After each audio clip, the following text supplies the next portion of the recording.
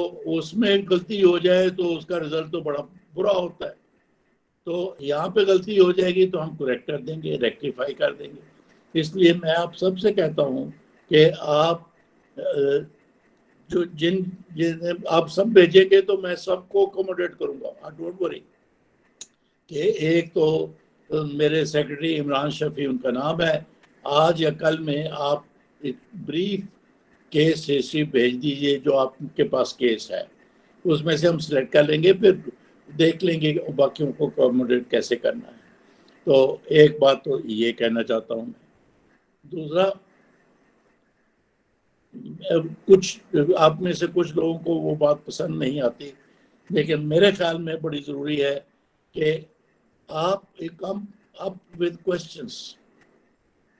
मैं 10-15 मिनट आपको ज़रूर सवालों के जवाब दूंगा, आपकी क्लैरिफिकेशन हो जाती है, तसल्ली हो जाती है, और आपको इम्तिहान में वो सवाल पूछा जाएगा तो you will be well prepared for that. और तीसरी बात, पिछली दफ़ा तो हमारे जो अटेंड कर रहे थे क्लास वो 100 थे, पूरे 100 से ऊपर भी किसी ने मुझे कहा अटेंड करना चाहते थे। आज तो खैर आप 50-60 ही हो। तो लेकिन मैं ये चाहूँगा कि जो आप अटेंड करें अपने दोस्तों से कहें और हमें तरीका बताएं कि उनको अकोमोडेट कैसे किया जा सकता है। आखिरी बात कि आप केस हिस्ट्री नहीं भेजते तो सब टॉपिक लिख के भेजें जो चाहेंगे कि मैं कवर करूं आपके इम्तिहान तक, क्योंकि मैं तो my orientation is only FCPS part 2 examination. अब फ़र्क माशाल्लाह बहुत पढ़ा लिखा है, लेटेस्ट जर्नल पढ़ता है, लेटेस्ट ये, मैं तो ऐसा नहीं करता। तो उसकी सजेशन है कि आपका नॉलेज अपग्रेड हो, अपडेट हो, लेटेस्ट हो। मैं तो आपके साथ बात इस अंदाज से करता हूँ कि कोई सवाल आपसे पूछ लिया जाए उसका तो आपने जवाब कैसे देना इम्तिहान में, बस वही है मेरी बात। ये सर्वाइकल मैलिग्नेंसी किसी ने कहा बात करेंगे ज़रूर, आप लिख के भेजिए। तो लेकिन so level of the class is totally different. If Farag wishes you to be with it or with the latest information and knowledge, और मेरी तो टोटल ओरिएंटेशन ये है कि नॉलेज अपने मुकाम पे, बहुत बड़े नॉलेज के साथ बच्चे फेल होते देखे, बहुत कम नॉलेज के साथ बच्चे पास होते देखे। मुझे तो FCPS पास की ओरिएंटेशन है कि आप सब इस तरह से जवाब दें कि पास हो। तो ये 3-4 बातें मैं करना चाहता था। एक, आप सब, मैं तो कहूँगा सब केस हिस्ट्री भेजें। नंबर 2, सवाल पूछें मुझसे। और फिर बात यह है कि और सब्जेक्ट्स सर प्लीज वर्दारी हिस्टेक्टमी के बारे वो आप लिख के भेज दीजिए प्लीज। तो अभी पहले तो सीना की हिस्ट्री सुन ले, और फिर उसके बाद टाइम बचा तो फिर आप जरूर मुझसे आज ही पूछ लीजिए तो मैं जवाब दे दूंगा, ठीक है। और चले, डॉक्टर जिन्होंने प्रेजेंट करना है वो लाइन पे हैं। जी सर, कैन आई स्टार्ट? जी sir, can I start the presentation? हाँ, आप हैं डॉक्टर हसीना? जी सर। सर आवाज सही आ रही है? अब सही हुई है, पहले नहीं थी। मेरा आप माइक के पास होके बोलिए। जी बोलिए, शुरू कीजिए। 35 years old Sumaira, daughter of Abdul Haq, married since 8 years, interpassed, a divorce, resident of Gharo. Her last menstrual period was 5 September 2021. Patient taking oral contraceptive pill.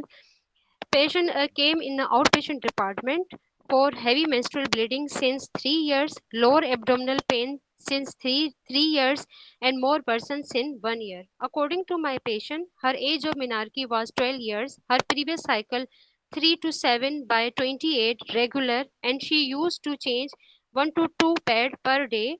Now, since 3 years, patient having a regular cycle but heavy flow, changed 3 to 4 homemade pad at daytime along with passage of clots and flooding. Patient also changed 3 to 4 homemade pad at night, which affect her quality of her life. Patient complaining of a pain during menstruation, which is start which remain for 3 to 4 days. Patient also complaining of deep dyspareunia but deny history of a intermenstrual bleeding and postcoital bleeding. Patient having an increased frequency of a micturition along with the burning pain with nocturia but no history of urgency, retention and with incontinence and any bowel complaint. Patient deny history of vaginal discharge, fever, night sweat, cough, contact with the tuberculosis person and family history of a tuberculosis. Patient having no history of easy fatiguity, lethargy, and weakness while doing household work and numbness of both hand and feet. Patient deny history of bleeding from any orifice, petechiae, easy brutality, family history of bleeding disorder, no history of a cold and heat intolerance, mood swing, vaginal dryness, but patient having a depression because of seeking multiple treatment, but still her pain not relieved. My patient also complaining of a lower abdominal pain for 3 years, which get worsened since 1 year, gradual in onset, increase in intensity, dull pain initially remain on the whole day and relieved by taking oral medication. But now since 1 year, patient complaining of abdominal pain whole day and night initially, but now relieved by injectable medication. My patient not felt any perception of abdominal mass coming out from the vagina, weight loss, loss of appetite, hirsutism, acne, blurring of vision, early satiety and indigestion. My patient deny history of a headache, fits, hepatitis, joint pain, bone pain, cough and hemoptysis. But since 1 year, patient visited to Index Hospital as an outpatient department where her ultrasound and MRI done, treatment given in a form of analgesia and injection Zoladex and patient taking 6 cycle of GnRH analog. Initially, after 3 months, patient complaining of vaginal spotting, so doctor prescribed oral contraceptive pills along with the white and brown tablet, and then repeat MRI done after a 9 month. Regarding her gynecological regarding surgical history, patient having a right side lower abdominal pain for which she visited to nearby physician and diagnosed appendicitis and her appendectomy done at the private hospital. But after surgery, patient still have a right side lower abdominal pain, so she visited to nearby gynecologist. Her ultrasound pelvis done, which show right ovarian cyst along with the fibroid uterus. For this patient operated in 2007 for a ovarian cyst and salpingo-oophorectomy done.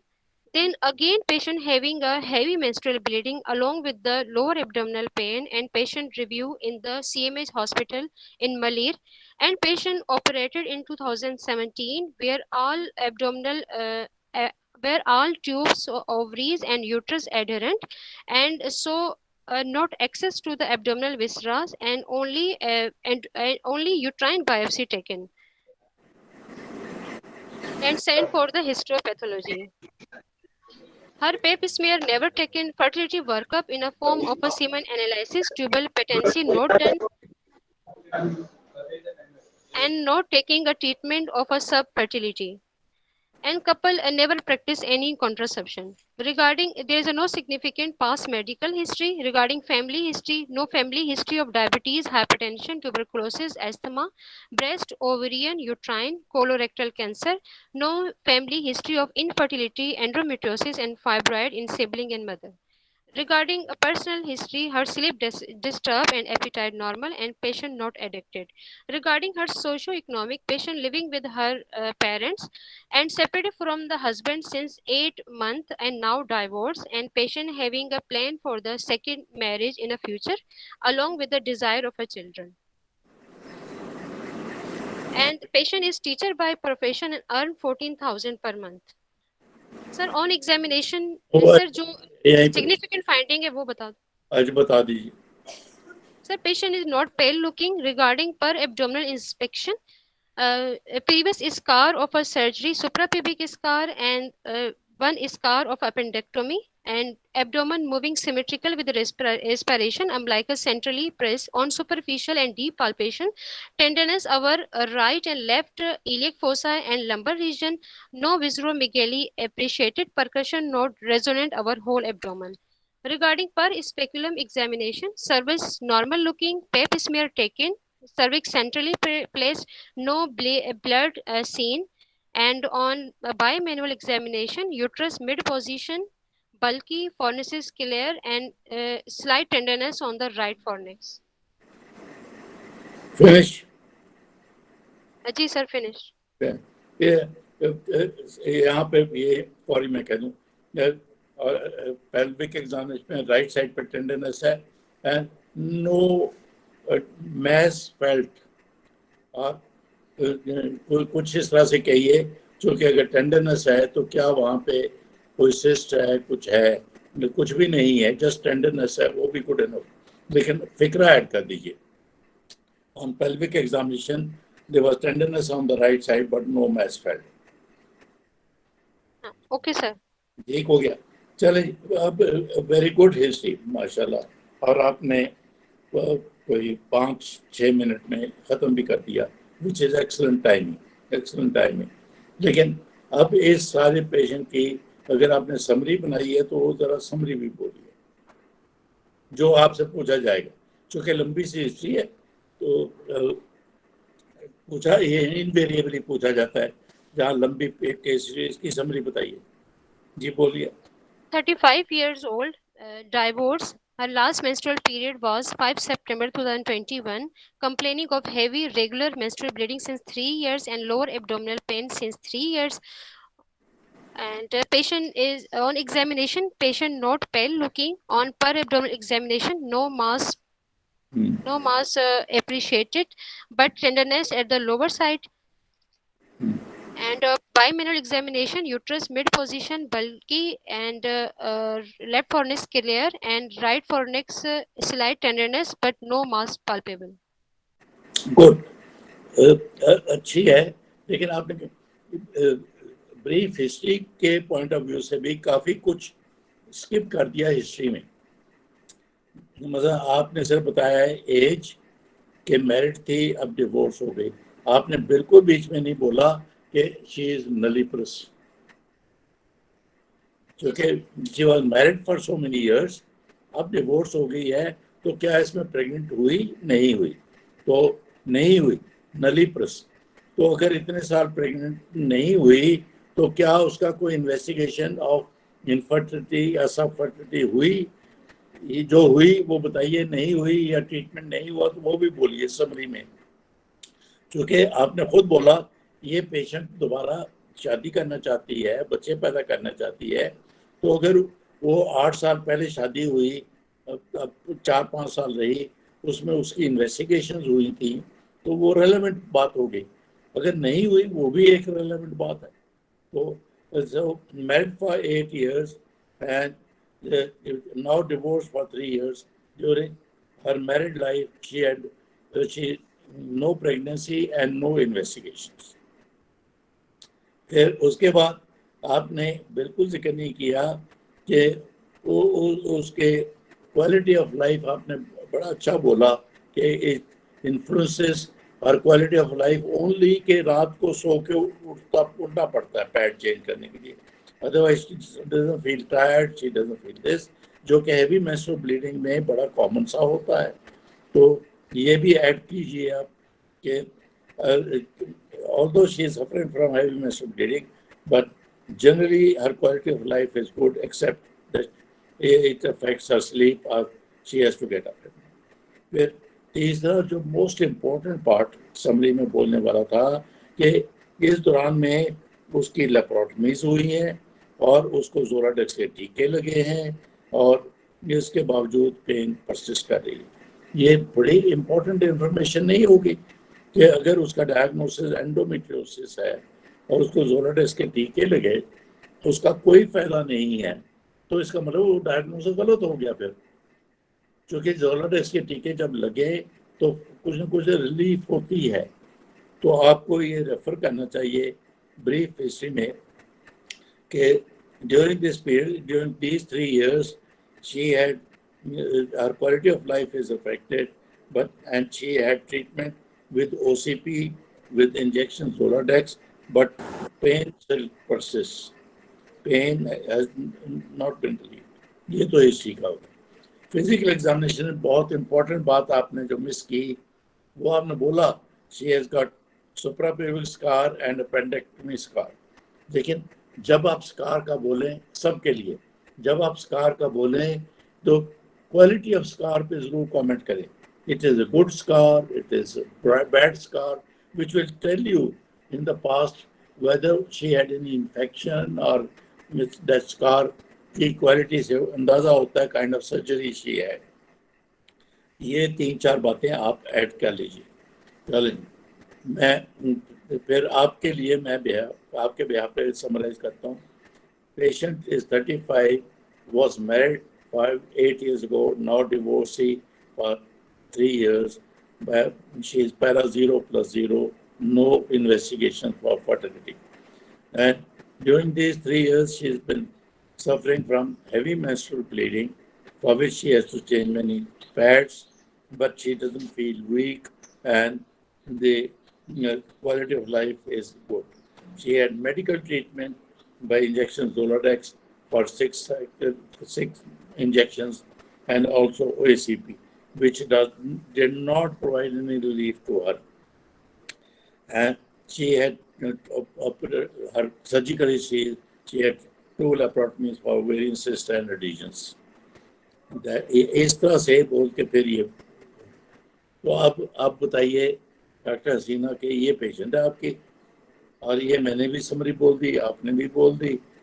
इसके how will you manage this patient? Sir, before management, I want my investigation regarding a baseline investigation and specific investigation. जी बोल तो अच्छा. Sir, इनका जो है ना वो baseline workup तो नहीं हुआ होता. So I want the blood group and RH factor, complete blood count with the date in which I want to check the hemoglobin, total leukocyte count and platelets, and urine detailed report because patient complaining of increased frequency of micturition with a burning pain. ठीक हो गया. And I want the viral marker like hepatitis B surface antigen, anti-HCV and COVID PCR. And I want the ultrasound abdomen and pelvis. If there is any pathology, then I want to need a further expensive investigation. Regarding if I plan for the surgery, then I want the investigation. अभी थोड़ा सा relax. आपने investigation बोल दी कि एक तो उसका health profile के लिए सीबीसी, यूरिन का टेस्ट और हेपेटाइटिस के टेस्ट, ये आपने बोले, और ब्लड ग्रुप वगैरह ये बोली. और स्पेसिफिक जो स्पेशल इन्वेस्टिगेशन बोली है इस पेशेंट के लिए in view for presenting complaints, वो है सिर्फ ultrasound scan. Is that, am I right? Yes sir, अगर अल्ट्रासाउंड में कोई फाइंडिंग एग्जामिनर देगा देन आई विल. हाँ जी, बिल्कुल बिल्कुल. अल्ट्रासाउंड में आप फिर अब बोला कि अगर कुछ हुआ तो फिर उसके मुताबिक कोई इन्वेस्टिगेशन बोले ना. थोड़ा सा यहाँ ऐड कर लीजिए कि ultrasound scan if necessary add कीजिए उसका. फिर और क्या इन्वेस्टिगेशन की जा सकती है इसमें? इतनी पेन है उसको, इतनी एडिशंस हैं वगैरह. इसमें मैं ऐड कर दूंगा इसका सीटी और एमआरआई, क्योंकि इसकी एडिशंस इतनी एक्सटेंसिव हैं कि आपने बताया कि सिर्फ बायोप्सी हुई दूसरी लेप्रोटमी में, और सीटी इज आल्सो मोर इंफॉर्मेटिव. सो हम 2 तो यही ऐड करते हैं. ठीक है, अब उसके बाद और क्या ऐड किया जा सकता है? अभी तो इन्वेस्टिगेशंस हैं, और क्या किया जा सकता है? आप बोलिए.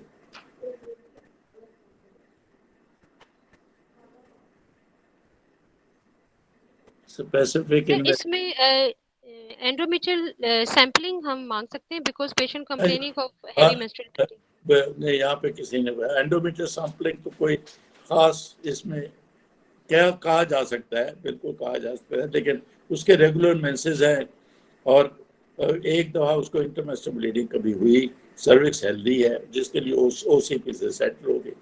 अगर इंटरमेस्टल ब्लीडिंग होती रहती, अब भी कंप्लेंट होती उसकी, तो फिर मैं एंडोमेट्रियल सैंपलिंग के लिए एग्री करता, लेकिन अब नहीं, अभी नहीं।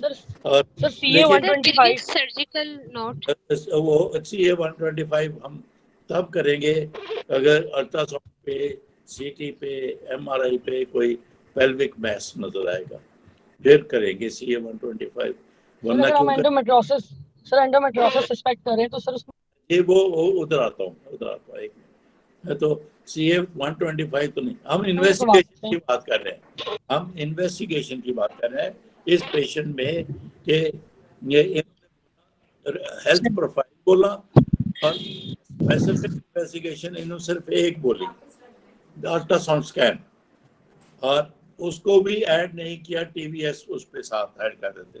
When we say ultrasound scan, it generally means abdominal scan, लेकिन इस पेशेंट में खैर TVS भी, लेकिन उसके अलावा मैंने ऐड किया CT और MRI, और कोई anybody else would like to add any other investigation?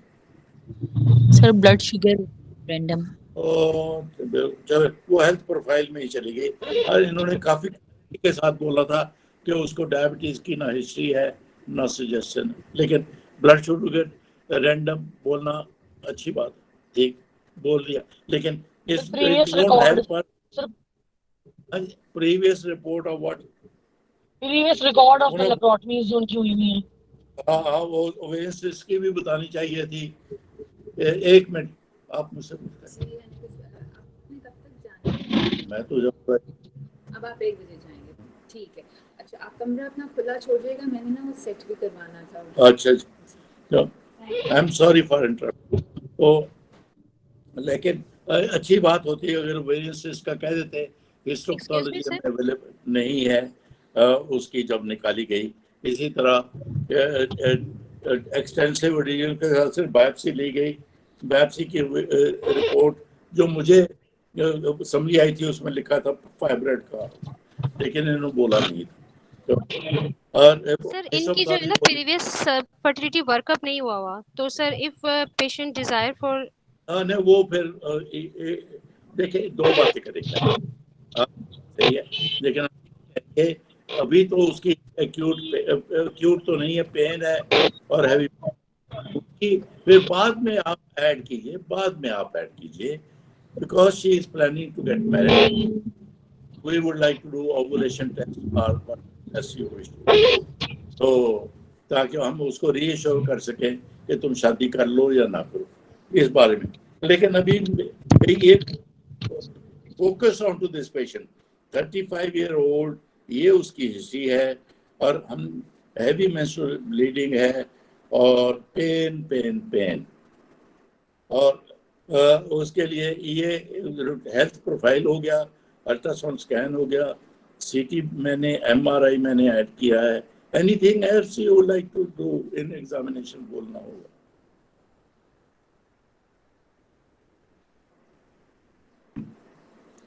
कमाल करते हो, एक ने नहीं जवाब दिया। पेप स्मेयर इस पेशेंट का तो नहीं हुआ। पेप स्मेयर इन्होंने बोला था पेप स्मेयर हुआ या नहीं हुआ, पेप स्मेयर का हिस्ट्री में जिक्र किया था इन्होंने, लेकिन नहीं बाबा, focus on to this patient, pen.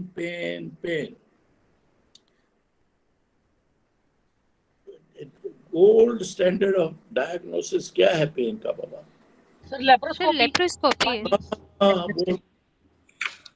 ये बोलनी ही है आपने। आप में से किसी ने हिस्ट्रो बोला, यहाँ लिखे, लेप्रोस्कोपी अभी आई है, पहले नहीं आई थी लिखी हुई। तो ये वो पेशेंट आज का ये मैसेज होम है जो जिसका डायग्नोसिस कंफर्म नहीं हुआ और जिसको पेन है, अभी अल्ट्रासाउंड CT वगैरह वाला पे कोई मैस नजर नहीं आया। अगर तो आ जाता फिर हम उधर ही चलते, जैसा किसी ने बोला CA 125 हम करते हैं, अगर CT MRI में कोई ओवेरियन सिस्ट नजर आ जाती फिर हम वो कर लेते, लेकिन यहाँ सारा कुछ कोई बहस नहीं है पेल्विक एग्जामिनेशन पे, कुछ नहीं है, पेन है, तो आपने आज का ये टेक होम मैसेज आप सबके लिए है, डायग्नोस्टिक लेप्रोस्कोपी। डोंट से अगर एग्जामिनर कहे इसकी तो लेप्रोटमी हुई थी, इतनी एक्सटेंसिव, तो उसमें डायग्नोस्टिक लेप्रोस्कोपी कैसे होगी? तो मैडम एक्सटेंसिव रीजन का मैनेजमेंट है laparoscopic surgery. So extensive adhesions is not a contraindication for diagnostic laparoscopy. It is not a contraindication.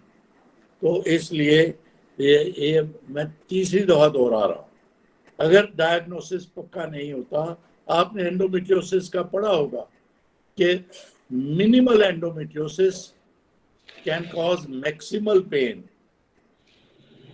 Grade 1 का एंडोमेट्रियोसिस जो है उसमें patient can have severe pain. Grade 4 का एंडोमेट्रियोसिस जो है patient may not have pain. So ये degree of endometriosis का direct relationship नहीं है विद द पेन। तो लेकिन डायग्नोसिस आपने एंडोमेट्रियोसिस में ये भी पढ़ा होगा, gold standard of endometriosis diagnosis is diagnostic laparoscopy. Diagnostic laparoscopy. अब आप क्रिटिसाइज कर सकते हैं, here is a patient जिसको सिर्फ क्लिनिकल डायग्नोसिस पे 6 टीके ज़ोलाडेक्स के लगा दिए। आपको पता अच्छा भला कि पाकिस्तान में we are very conscious about cost of treatment.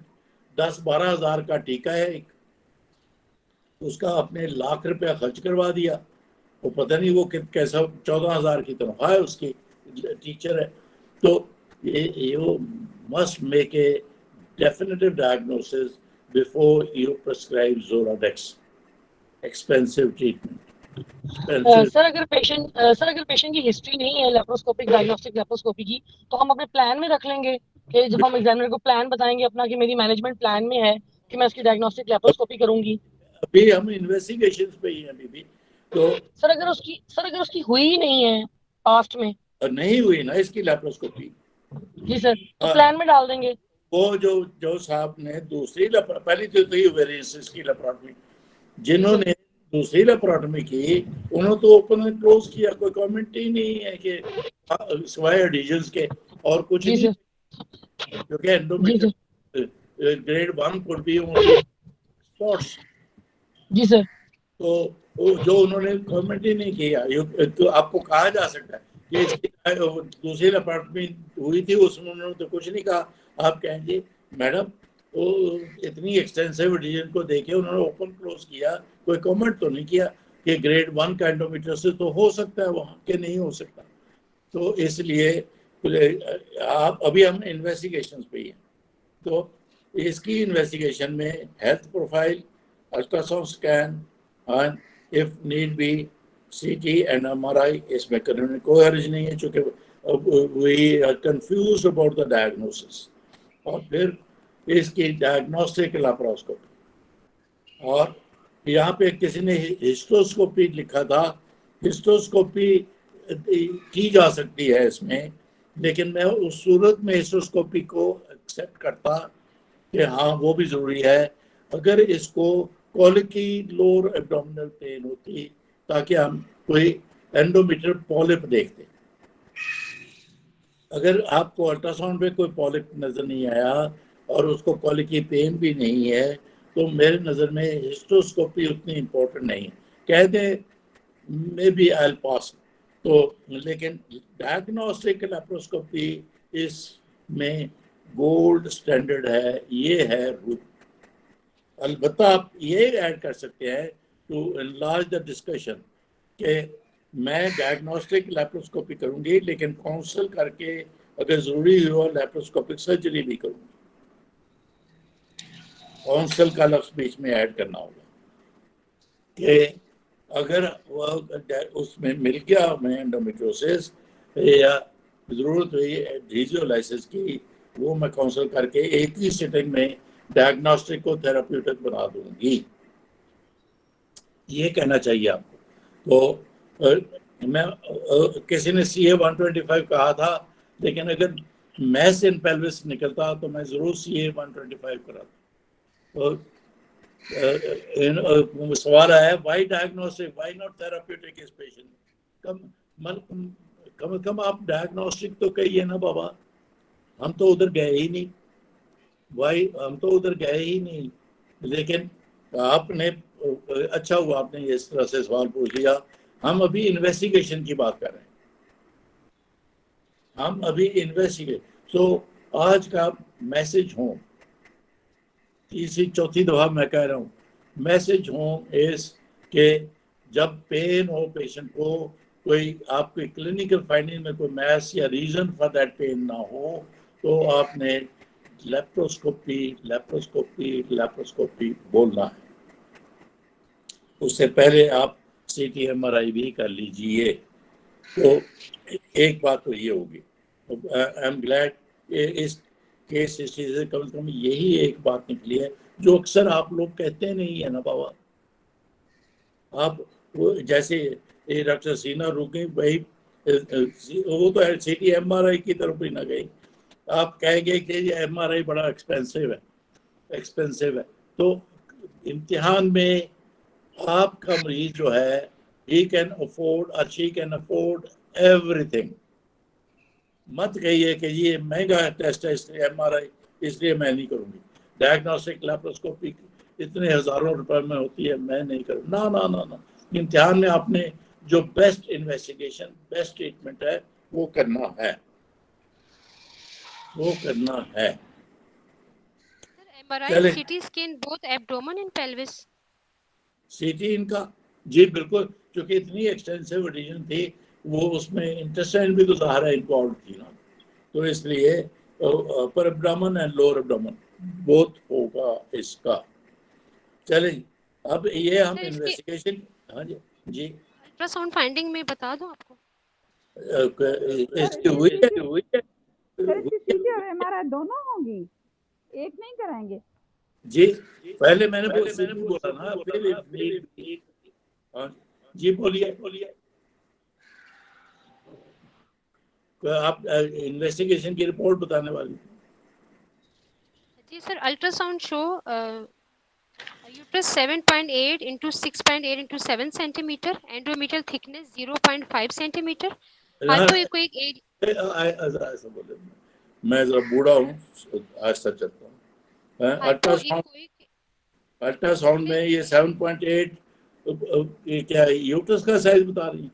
Ji sir, uterus का साइज। अच्छा, uterus is 7.8 centimetre by And endometrial thick by 6.8 into 7 centimeter। 6.8 into 7, चलो हो गया। Endometrium, Endometrial thickness 0.5 centimeter। वो भी ठीक हो गया।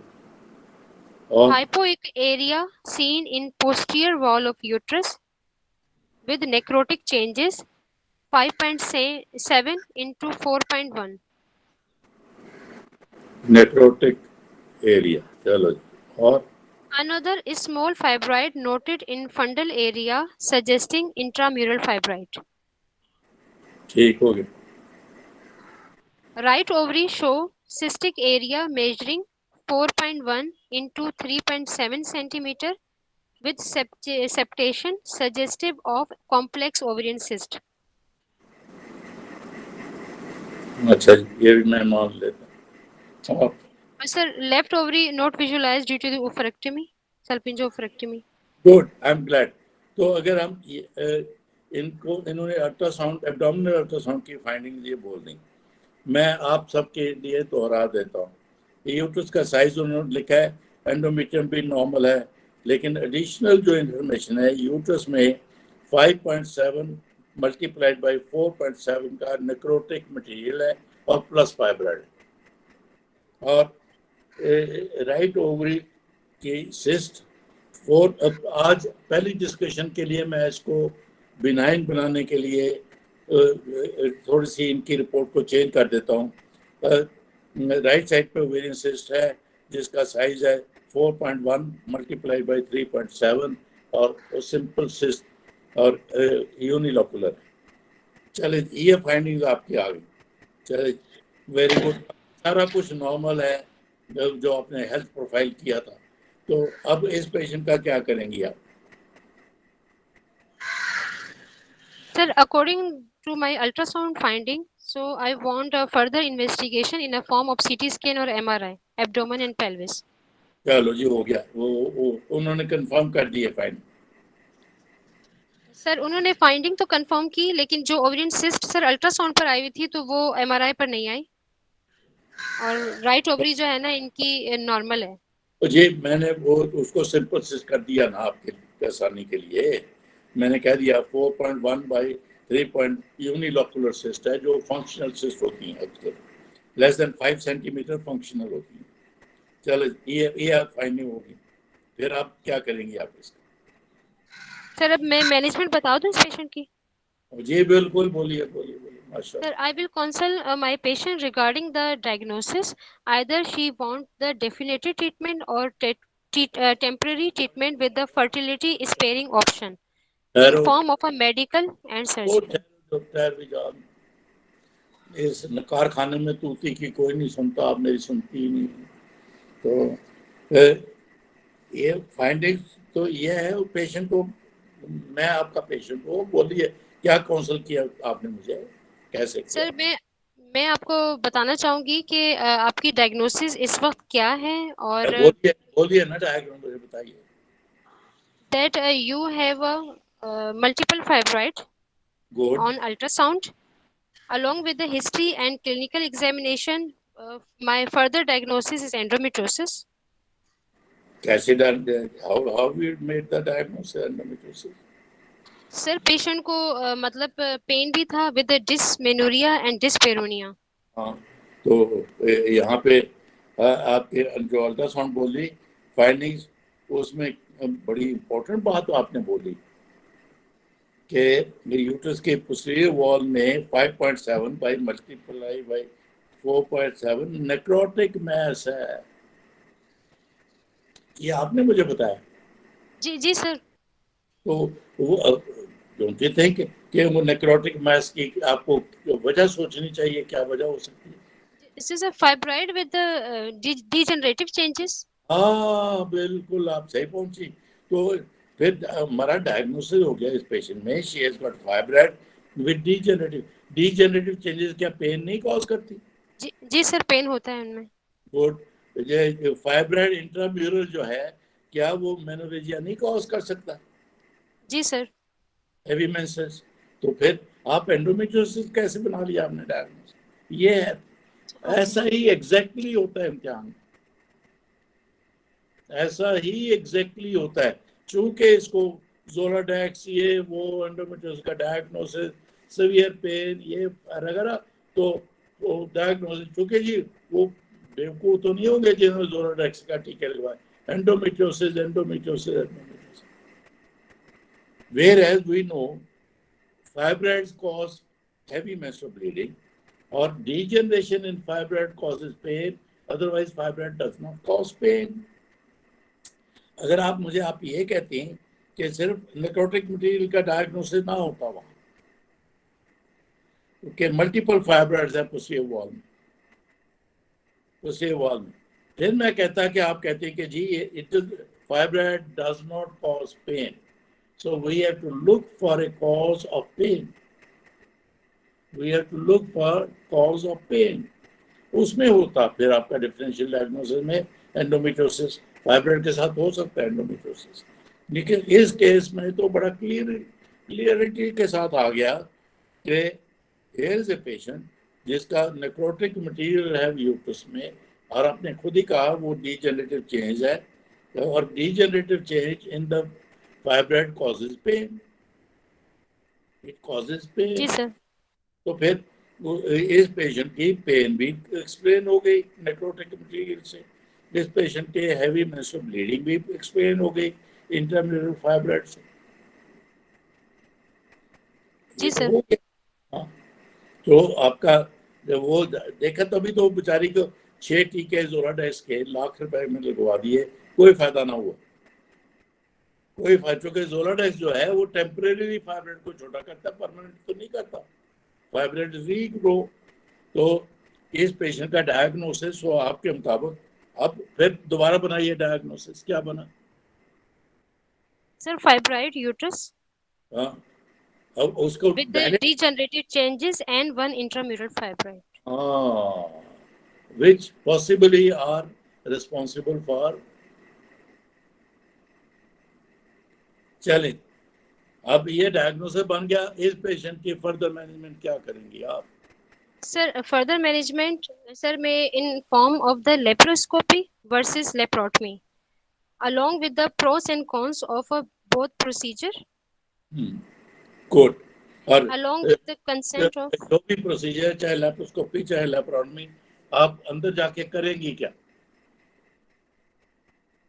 sir, patient having a previous history of a laparotomy along with the additions of a uterus tubes. So, sir, जहाँ पर facilities available होंगी and expertise, so I refer this patient for the laparoscopy first. चलो, laparoscopic surgeon क्या करेगा इसका? Sir, entry into the abdomen and adiolysis and myomectomy. और आप fail होगी। अच्छा sir. I'm so sorry. I'm so sorry. यही होता है, आप भूल ही गई कि इस पेशेंट ने तो कहा है मैंने दूसरी शादी करनी है। जी सर, तो हम फर्टिलिटी स्पेयरिंग सर्जरी का सोच रहे हैं ना? ना सुनो ना, चूंकि उसने दूसरी शादी करनी है, आप पे फर्ज हो गया कि आपने पेल्विक असेसमेंट में इसकी ट्यूब्स को, इसकी ओवरीज को असेस करना है फॉर फर्टिलिटी। ये अल्फाज नहीं बोले आपने, ये अल्फाज नहीं बोले आपने कि during surgery I will test her the patency of the tubes and also the ovary, उसके जो भी है ये फंक्शन सिस्ट है, ये क्या है क्या नहीं, फॉर फर्टिलिटी, फॉर फर्टिलिटी। ये बोलनी चाहिए थी आपको। अब मैं वापस ले जाता हूँ, बल्कि मुझे भी आप ब्लेम कीजिए कि हमने इन्वेस्टिगेशंस में, बिकॉज ये इम्पोर्टेंट कंपोनेंट है बाबा, 35-year-old lady with this history planning a marriage, forget about past marriage, planning a marriage. जब हम उसकी लेप्रोटमी ये वो करने से पहले उसके इन्वेस्टिगेशंस में हम, ज़ाहिर है उसका हस्बैंड तो नहीं है, हस्बैंड सीमेन नर्सिस नहीं हो सकता, लेकिन हम उसका प्रोजेस्टेरोन लेवल भी टेस्ट करेंगे और फॉर ओवुलेशन हम उसके डिस्कस करेंगे कि उसकी ट्यूबल पेटेंसी कैसे। अब चूँकि उसकी लेप्रोटमी या लेप्रोस्कोपी होने जा रही है तो उसमें वो करेंगे, उसमें वो करेंगे। चूँकि आपने नहीं किया, वो नाम नहीं लिया, ये वजह मैंने आपसे कहा, फिर आप फेल हो गई। आपने एक बड़ी इंपॉर्टेंट कंपोनेंट इस पेशेंट की लाइफ का, शी इज प्लानिंग मैरिज, वो रिलीफ ऑफ पेन भी चाहती है, मेंसेस को भी ठीक चाहती है, लेकिन आपसे पूछती है कि डॉक्टर साहब मैं शादी कर लूं, और आपने ना उसकी ट्यूब टेस्ट की, ना उसकी ओवरी को देखा, यू कैन नॉट आंसर। आप ना उसको हाँ कह सकते हो ना कह सकते हो। अगर उसकी ट्यूब ब्लॉक्ड होगी, अगर उसके कोई और फैक्टर होगा फर्टिलिटी का, फिर आप उसको एक्सप्लेन करें कि शादी कर लो, आपकी ट्यूब बंद है, आपको आईवीएफ से ही बच्चा होगा, ये समझ लीजिए। या अगर आपके ख्याल में ट्यूबल सर्जरी हो सकती है तो आप कहेंगे कि जी हम ट्यूबल सर्जरी करेंगे, आपकी ट्यूबें खोल लेंगे, फिर ये करेंगे, फिर वो करेंगे, जो भी करना है। Fertility is important component because she told you day one कि जी मैंने दूसरी शादी करनी है, और she 35। So we come back to our patient. तो इस पेशेंट की आप लेप्रोस्कोपिक सर्जरी या laparotomy, depending on the availability of the surgeon, आप वो करेंगी, और उसमें फिर ये सारा कुछ करेंगे। Number 1 adhesiolysis, number 2 myomectomy and removal of that necrotic material, वो भी मायोमा ही होगा। And also we will assess patency of the tubes and assess the ovaries आपने कहा लेफ्ट निकल गई है, राइट को देखेंगे, अगर उसकी ज़रूरत है, वो फंक्शनल सिस्ट है, तो फिर उसको रिमूव करना ज़रूरी नहीं है, वो खुद ही रिजॉल्व हो जाएगी। अगर आपके ख्याल में न्यूप्लास्टिक सिस्ट है तो फिर कहिए कि वो जी मैं उसकी सिस्टेक्टमी करूंगी, मैक्सिमम ओवरी को सेव करूंगी ताकि वो ओवुलेशन, उसका ओवेरियन रिजर्व ठीक रहे, वो प्रेग्नेंट हो सके। अभी हमारे पास 5 मिनट हैं। डॉक्टर सीना सर अगर हमने इस सॉरी जी एक्सक्यूज मी सर, अगर हमने पेशेंट की मायोमेक्टमी प्लान करनी है विद डाई टेस्ट, तो सर हम ये काइंडली बता दें कि हमने उसकी कौन सी phase of the menstrual cycle में सर्जरी प्लान करनी है या करनी है। उजार है कि ये बिल्कुल ठीक कहा, इसमें तो प्रेगनेंसी की पॉसिबिलिटी ही नहीं है। Phase of the menstrual cycle sir, जो प्री मेंस्ट्रुअल प्री मेंस्ट्रुअल भी कर सकती हैं। वो जो आपने सवाल पूछा है वो उन पेशेंट के लिए जहाँ पॉसिबिलिटी ऑफ प्रेगनेंसी हो सकती है, तो उनमें सीक्रेटरी फेज में नहीं करते, समझ गए मेरी बात? आप क्या वो पहले गेट पे माइक म्यूट कर पूरे वाले से क्या आपकी आवाज सही नहीं आई, क्या कहा आपने? सर वो इनका माइक ऑन था तो वो म्यूट कर लें, और सर आपकी बातें समझ आ रही।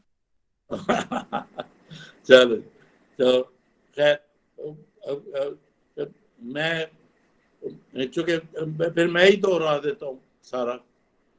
ये पेशेंट है 35 year old, married for 8 years now, divorcee, para 0+0, complains of heavy menstrual bleeding for 3 years and pain lower abdomen for 3 years. और उसके लिए she has had 2 laparotomies, पहली दफ़ा ओवेरियन सिस्ट निकल गई, दूसरी दफ़ा डिजल थी, कुछ ना निकला। और during this period she had Zoladex and OCP as well. और अब उसके एग्जामिनेशन पे जो भी फाइंडिंग थी, लेकिन तो उसके अल्ट्रासाउंड में निकला है कि she has got multiple fibroids, एक नेक्रोटिक भी है, और इसलिए हमने उसका प्लान किया है कि उसकी लेप्रोस्कोपिक सर्जरी या लेप्रोटमी करेंगे, लेकिन उससे पहले उसको काउंसिल करेंगे और फिर डिजियोलाइसिस करने के बाद, मायोमेक्टमी करने के बाद ट्यूबर पेटेंसी भी टेस्ट करेंगे, ओवरीज की बिनाइन सिस्ट है, अगर वो वाकई बिनाइन है कुछ नहीं करेंगे, फिर उसको रहने देंगे और रिजॉल्व हो जाती है। और सर इसको रिकरेंस भी बताएंगे सर, कि काउंसलिंग में हम इसको रिकरेंस भी बताएंगे, इतना इसका रिकरेंस है 65% मायोमेक्टमी के बाद दोबारा भी हो सकती है। बिल्कुल बिल्कुल आपने सही कहा, तो ये काउंसलिंग में शामिल होगा, आपकी बात सही है। तो ये करने के बाद फिर डिपेंडिंग अपॉन उसकी tuber patency and status of ovary, आप उसको फ्यूचर मैरिज का एडवाइस करेंगे और होपफुली डिजियोलाइसिस प्लस मायोमेक्टमी के बाद उसकी ये 3 साल पेन रिलीव हो जाएगी। Thank you. लेकिन किसी ने, मेरे पास 5 मिनट हैं, किसी ने कोई सवाल पूछना हो तो सर इसमें मैं एक बात पूछना चाहूंगी। आपके वो जो शुरू में मैंने बात कही कि आप सब भेजो बाबा, यहाँ प्रैक्टिस आपको मुफ्त में मिल रही है, मुफ्त में मिल रही है। अब डॉक्टर हसीना ने ये पेश किया है तो कितना आई एम श्योर उसको बेनिफिट हो गया कि उसके इन्वेस्टिगेशन पे वो रुक गई थी और हमने डायरेक्शन ही बदल दी, एंडोमेट्रियोसिस के बजाय फाइब्रॉइड पे चले गए, तो उसके मैनेजमेंट निकल आई। तो आप सब मैं समझा आप आपस में लड़ेंगे कि मैंने प्रेजेंट करना है, मैंने प्रेजेंट करना है। आप तो सीधे बिल्कुल ही 1-2 हिस्ट्रीज आई, बाकी तो कुछ आया ही ना।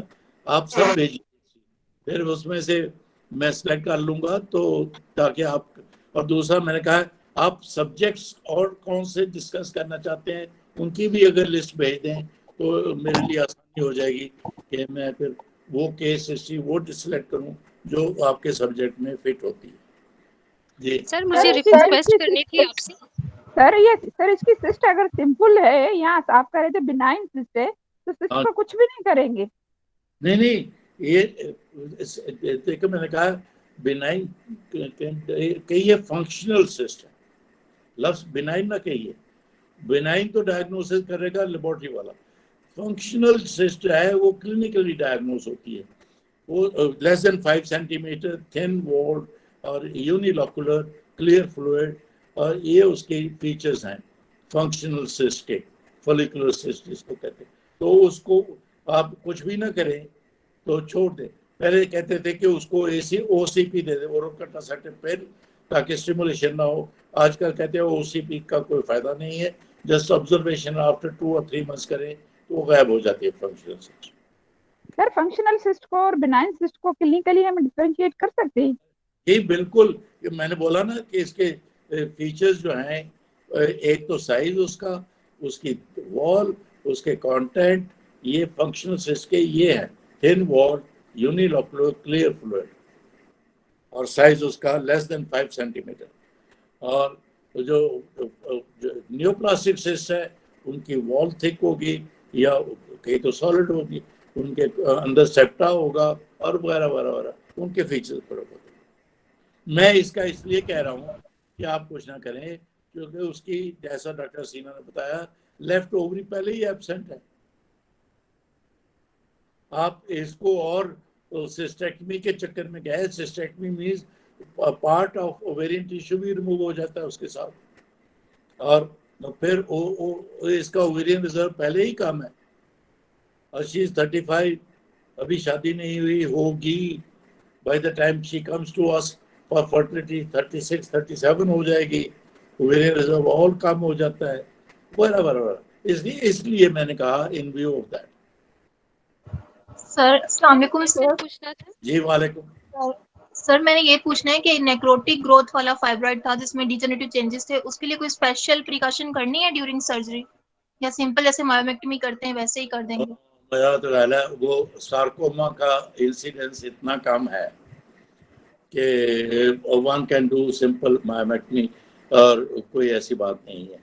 अनफॉर्चुनेटली हुआ ये कि अमेरिका में लेप्रोस्कोपिक सर्जरी के साथ बड़े बड़े फाइब्रॉइड की मॉर्सलाइजेशन करके वो निकालते थे, तो वो उसका कीमा जब बनता था फाइब्रॉइड का, वो पेट में गिरता था, तो फिर उसको सक आउट कर लेते थे। तो हुआ ये इतने लेप्रोस्कोपिक सर्जरी अमेरिका में इतनी ज़्यादा होती है, और सार्कोमा का ये नहीं है कि इंसिडेंस है नहीं, incidence is very very low. तो उनमें से 1-2 केस सार्कोमा के हो गए, तो इसलिए उन्होंने उसके बाद पक्का कर दिया कि लेप्रोस्कोपिक सर्जरी में आप मायोमेक्टमी करेंगे तो पाउच में डाल के फिर उसको रिमूव करेंगे, ताकि उसकी spillage into the peritoneal cavity ना हो। अहमद शनवारी अपना Okay, sir, क्वेश्चन कर thank लें। अहमद शनवारी के नाम से जो लॉगिन है वो क्वेश्चन कर लें अपना। जी जरूर कीजिए। हेलो सर मुझे एक क्वेश्चन पूछना था। सर वो पेशेंट जो 40 इयर्स प्लस होती है ना, मतलब जिनको अभी मेनोपॉज नहीं आया होता और उनकी हिस्टेक्टमी हो जाए फॉर एग्जांपल, और सर हिस्टेक्टमी के बाद तो मतलब बेसिकली तो वो सर्जिकल हमने हिस्टेक्टमी रिमूव किया ना, मतलब ऑल्दो ओवरीज प्रेजेंट है, तो सर अगर उनमें कोई ओवेरियन सिस्ट हो, मतलब फॉर एग्जांपल अगर बेनाइन या मैलिग्नेंट, तो उनके अंदर एसए 125 ज्यादा हो, तो हम आरएमआई काउंट करने के लिए उसको 1 नंबर देंगे या 3 नंबर देंगे, प्री मेनोपॉजल होगी या पोस्ट? माशाल्लाह आपने बड़ा इम्पोर्टेंट सवाल पूछा है।